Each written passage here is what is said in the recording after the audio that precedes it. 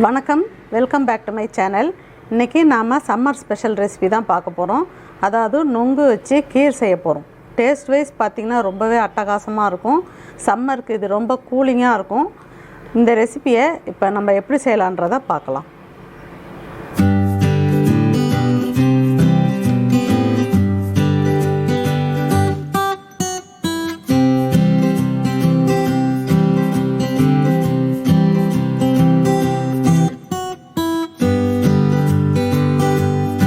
நொங்கு கீர் செய்யறதுக்கு தேவையான இன்க்ரீடியன்ட்ஸ்லாம் எடுத்து வச்சுருக்கோம். அதை இன்றைக்கி நம்ம பாசுமதி ரைஸை வச்சு தான் செய்ய போகிறோம். இது மாதிரி புரோக்கன் ரைஸ் கிடச்சா இது மாதிரி நல்ல ஒரு 1/2 hour ஊற வச்சுட்டு சேர்த்து செய்யலாம். அப்படி உங்களுக்கு கிடைக்கல பாசுமதி ரைஸே வாங்கி மிக்சியில் நல்லா இது மாதிரி பொடி பண்ணி ஊற வச்சு சேர்த்து செய்யலாம். இப்போ நம்ம எப்படி செய்கிறன்றதை பார்க்கலாம். இப்போ நம்ம 1 லிட்டர் பால் அப்படியே எடுத்துருக்கேன். அதை இன்னும் காய்ச்சலை. இப்போ அதை காய்ச்சிடலாம் ஃபஸ்ட்டு. இப்போ நம்ம எடுத்து வச்சுருக்கிற பாலில் ஒரு 3/4 லிட்டர் இதில் சேர்த்துக்கலாம்.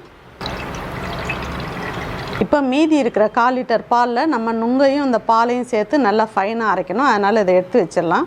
ஃபுல் க்ரீம் மில்க் தான் எடுத்திருக்கேன். இதை நல்லா காய்ச்சிக்கலாம் ஃபஸ்ட்டு. இப்போ பால் நல்லா கொதிச்சிட்டு இருக்கட்டும். அதுக்குள்ளே நம்ம அடுத்ததை ரெடி பண்ணிக்கலாம். இப்போ நான் 8 நம்பர் அளவில் நுங்கு எடுத்திருக்கேன். அதில் 4 நல்லா ஃபைனாக அரைச்சிக்கணும். மீதி 4 பொடி பொடியாக கட் பண்ணி சேர்த்துக்கணும். இப்போ ஃபஸ்ட்டு நம்ம 4 எடுத்து அரைச்சி எடுத்துகிட்டு வந்துடலாம். இப்போ இந்த நுங்கை நல்லா கட் பண்ணிவிட்டு மிக்ஸி ஜாரில் சேர்த்துக்கலாம். பொடியாக கட் பண்ணி வச்சுருக்கிற நுங்கு இதில் சேர்த்துடலாம். நம்ம மீதி எடுத்து வச்சுருக்கிற 1/4 லிட்டர் பாலை இதில் சேர்த்துக்கலாம்.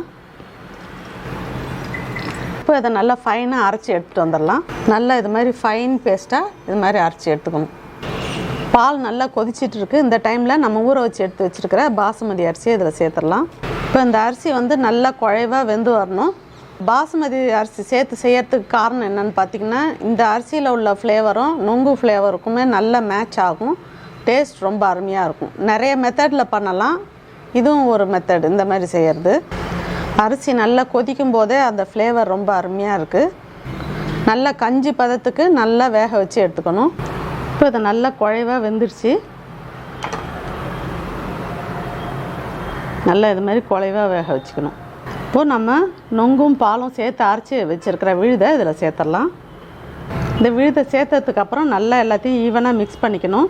இப்போ இதை ஒரு 2 நிமிஷம் நல்லா கொதிக்க விடலாம்.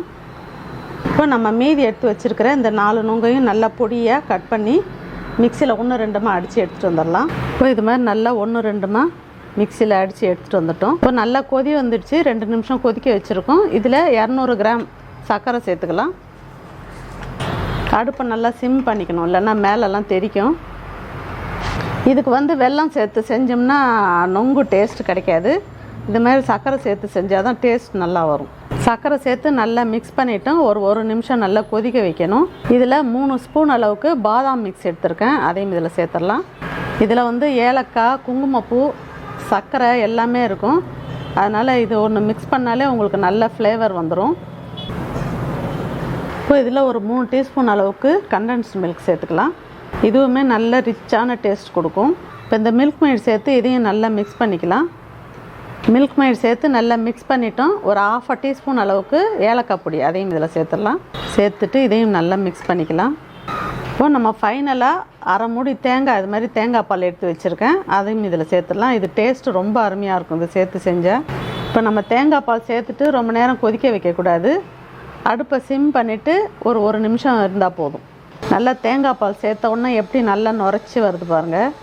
இந்த நொங்கு ரொம்ப குளிர்ச்சியானது. இந்த சம்மருக்கு சேர்த்துக்கிட்டா ரொம்ப நல்லாயிருக்கும். நம்ம அப்படியே வாங்கி சாப்பிட்றத இது மாதிரி ஒரு கீர் செஞ்சு சாப்பிட்டா எல்லாருக்குமே ரொம்ப பிடிக்கும். தேங்காய் பால் சேர்த்துட்டு ஒரு நிமிஷம் அடுப்பை சிம் பண்ணிவிட்டு இது மாதிரி கொதிக்க வச்சா போதும். இப்போ நம்ம இது மாதிரி 1-2 அரைச்சி வச்சுருக்கிற நொங்கு இதில் சேர்த்துடலாம். இது சாப்பிடும்போது நமக்கு கிடைக்கும். ரொம்ப சூப்பராக இருக்கும். ரொம்பவே அருமையான டேஸ்ட்டில் டெலிஷியஸான சூப்பராக நொங்கு பாயசம் ரெடி பண்ணியிருக்கோம்.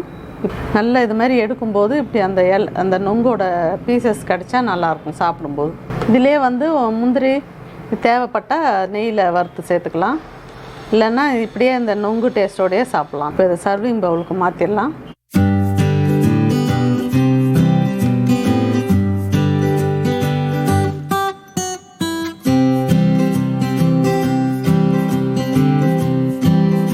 அருமையான டேஸ்ட்டில் நொங்கு பாயசம் செஞ்சுருக்கோம்.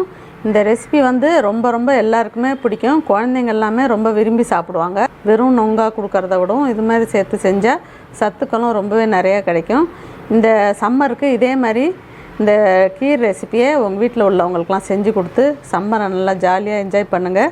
உங்களுக்கு இந்த ரெசிபி பிடிச்சிருக்குன்னு நினைக்கிறேன். பிடிச்சிருந்ததுன்னா லைக் பண்ணுங்கள், ஷேர் பண்ணுங்கள், சேனலை மறக்காமல் சப்ஸ்கிரைப் பண்ணுங்கள். தேங்க்யூ.